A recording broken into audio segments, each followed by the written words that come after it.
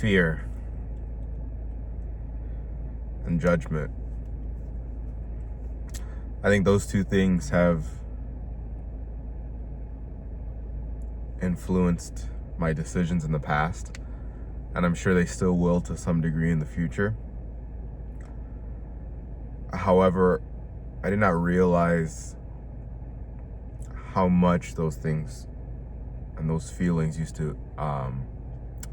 and emotions used to influence my life.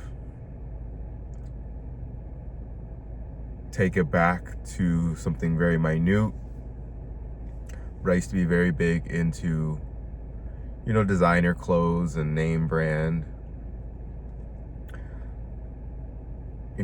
Only as I've grown older have I come to realize how that was just,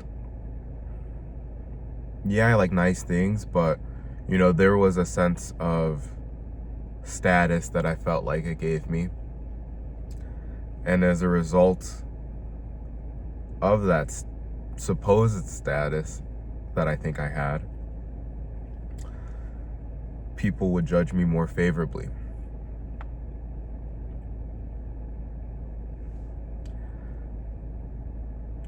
What I've come to realize and experience, and I have to remind myself of time and time again, is that most of the time people aren't thinking about you. They have their own shit that they're dealing with. And so for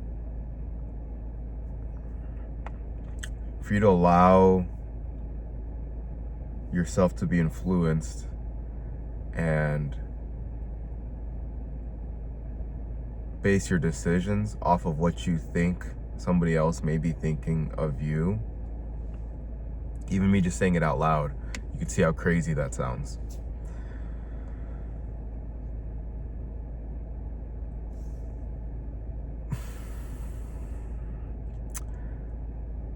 I think probably the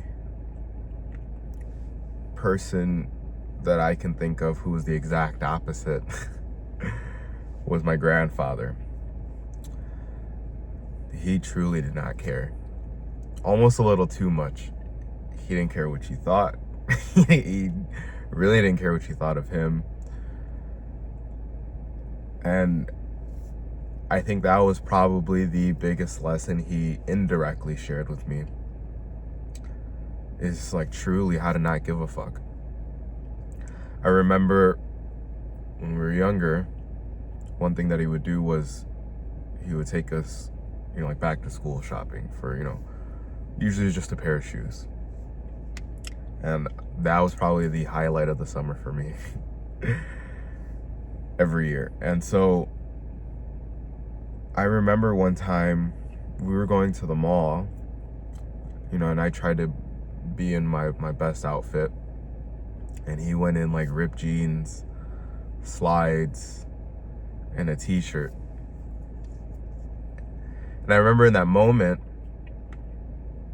the first thing that came to my head was, oh, I don't think we're going. Because to me, it was like, he's not ready to go to the mall. Once he said, no, I'm going like this, he then told me, he was like, they're going to take my money either way.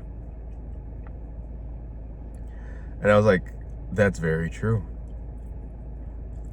And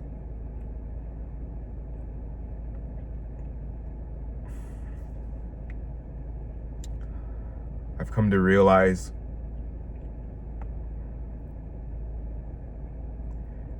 if what you have to offer is valuable to the other person, it doesn't, sometimes the delivery, or how you're presenting it may not matter as much.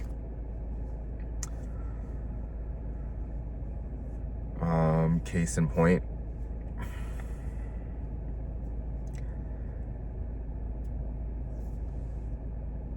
if there are times where if I go out to a nice restaurant, I usually don't dress up like that. Maybe if the occasion calls for it, but I think I dress better for work because I have to than what I wear 9 times out of 10 just in the street. Shorts, shirt, Crocs. But it's truly, it's not caring.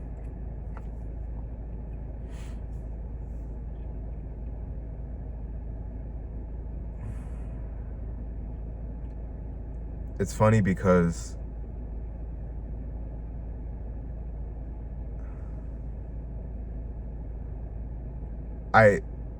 as a kid, I thought it was the opposite, in the sense of once you have these things, you're gonna feel this way.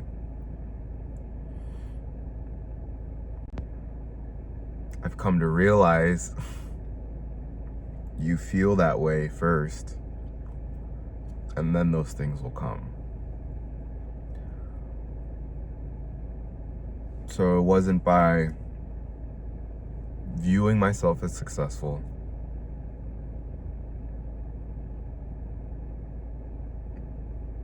did all these external things come to be that reinforce that belief and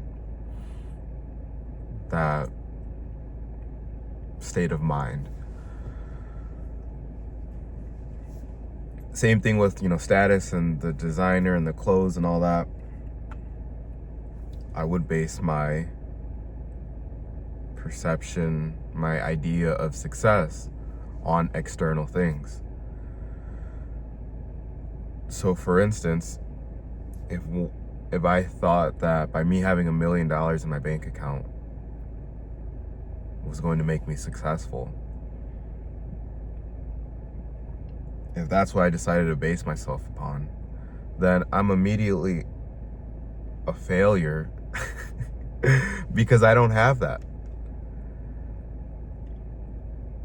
And I couldn't shake that.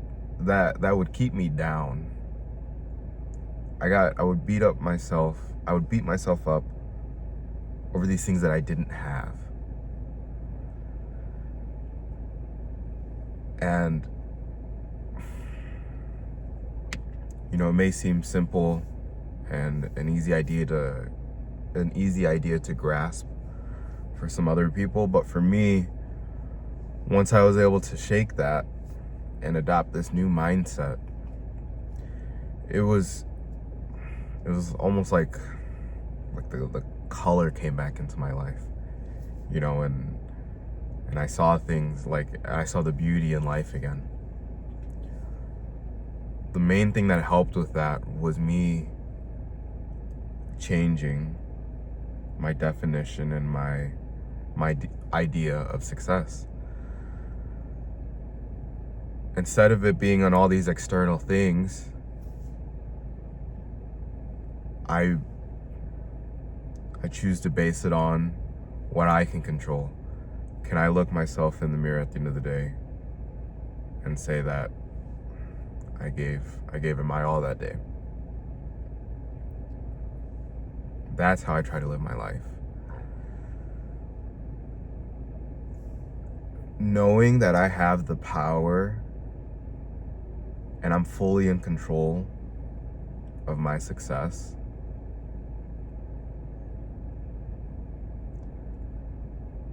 that helped me to drop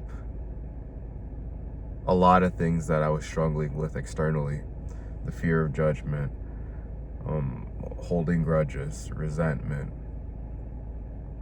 all these negative emotions that I would let these outside things cause me. I learned to finally let it go and drop it. Now, as a result, it's a newfound confidence. It's a whole new view on life.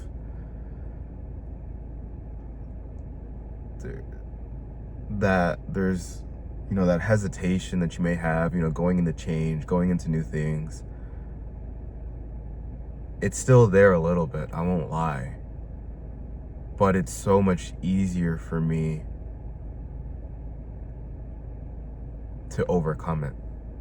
Like I touched on, that thing that that stopped me, that I used to take as a bad sign, I now look at it as a good sign. And when I feel something, when I feel that hesitation, that little uneasiness, when I go in and trying something new, I pay attention to it for sure. I don't ignore it.